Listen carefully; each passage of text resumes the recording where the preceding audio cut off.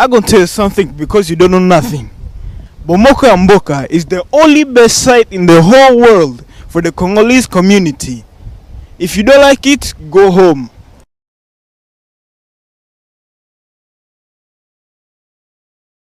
Go home. Nalombango namoni pe ndeko aza kobima pe na porte. Papa totalaka ba video. Tomoni bino lelo yi toyibi yo mutu ya Paris. Oyo ça ni na Belgique.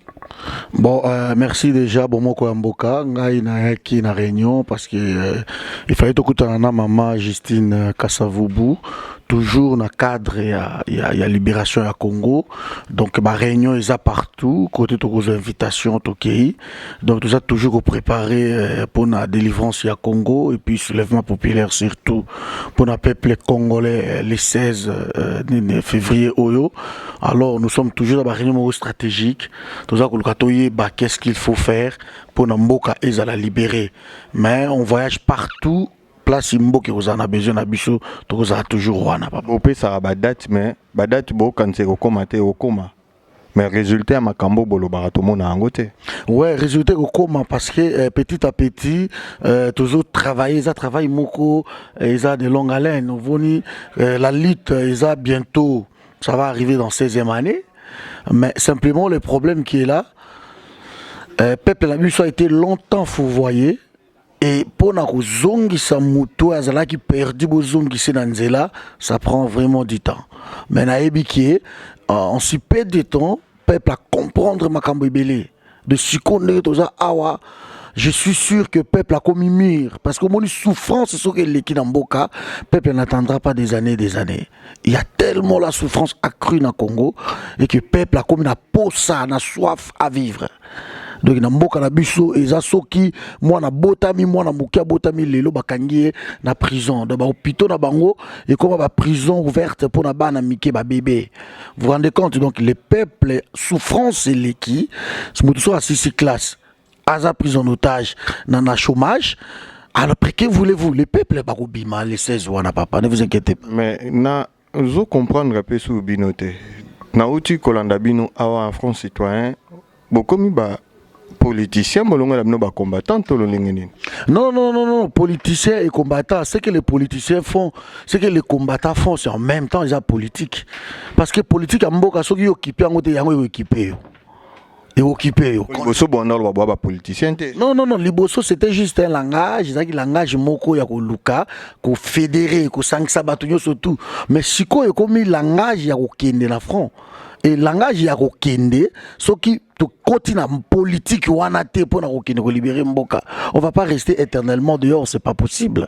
Et le problème qui est là c'est combat obiso to sala awa ko ndo kutana na ba bureau, ko kota par-ci par-là, ko mezo sala na libanda et combat pe ya kati ezali. Alors le début so to sala ba politicien parce que makambo muto za telemeli Mboka na za politicien parce qu'il faut libérer ce pays là na maboko ba politicien véreux. Ba bi pe élection ezate yo lobani. Non, élection vous a été, ça c'est sûr. De toute façon, élection à la troquée d'élection à Kanambete, c'est pas possible. Moi je suis désolé parce que bah voyons surtout et au rouge. Bazo là qui s'abattent na bazo les cas j'ai suivi même venturier ou tekamboka banan ba tundu ba kinke tout ça ba déclaration na bango surtout et zolo ba clair qui ba élection égalité. Alors j'ai encore natangi papa la biso Tshisekedi a fait ba comme lettre que no ba rozala na dialogue wanate. Alors moi ce que je souhaite na Congo bato ba que des dialogue na Kanambe le taela boki na bino ka dialogue. Personne n'a retenir bino bon qu'il y ait des dialogues ceux qui vont gagner temps pour na ba élection ils allaient boy ba ki temps na bo gagner ngote bo na bino avant donc les gens na peuple ça déterminé azo benga na bango et to yebi ba signon surtout ils ont rouge peuple so azana nzala longtemps azo souffrir papa na ngai a benga na bango kaka. Merci beaucoup ndeko. Merci mon frère, Zama Pambola. Moi li loba pona balanko. Bana Congo nde bozana faut botelema boyebi ke biso bande ko na bino tozo bunda dernièrement tozalaki na marche na Paris tozala ba front surtout ah tozo bunda et boyeba ke tango yo ça fait un peu mal o ba parole ba non boya ah to bunda boyebi ke batunyo surtout o ba libéra mboka mingi bazaka libanda donc combat e utaka libanda na nakati soki biso ba tozo mo liberté à ko bouger ba institution côté oyote parce que bato oyo bazo ko tia mobulu na Congo eza bato bana kati ya Congo te eza bato baza libanda les décideurs comme babengaka bango alors biso toza na monde ba décideurs tozo kota ba porte tout tozo booster partout pour bino kuna bozala malamu alors soki bino bo télémité pour na ko défendre ba droit na bino o eza normal que soko beli faut que l'hôpital so za na nzala il faut lia so silisimo sisi classe il faut za la musala soki yo o défendre yango te peuple mutu musa ko défendre na place na yo azate donc bato mingi baza na poto awa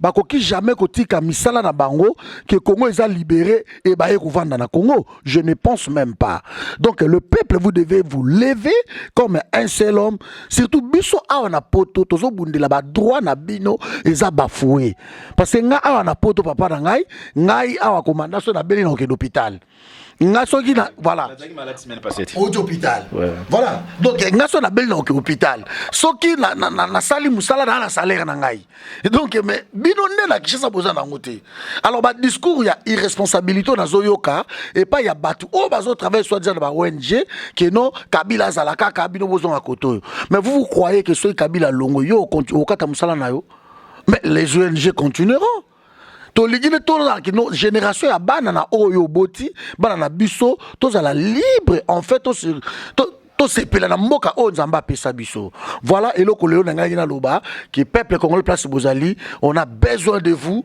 il faut biso tout awa to récupérer l'ambassade to ko telema donc makambo sili Kabila doit partir ba quitter mboka na biso na batu na yenyo surtout wana ingeta.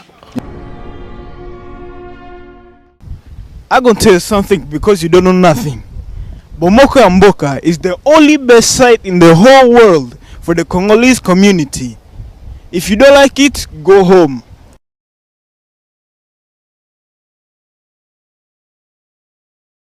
Go home.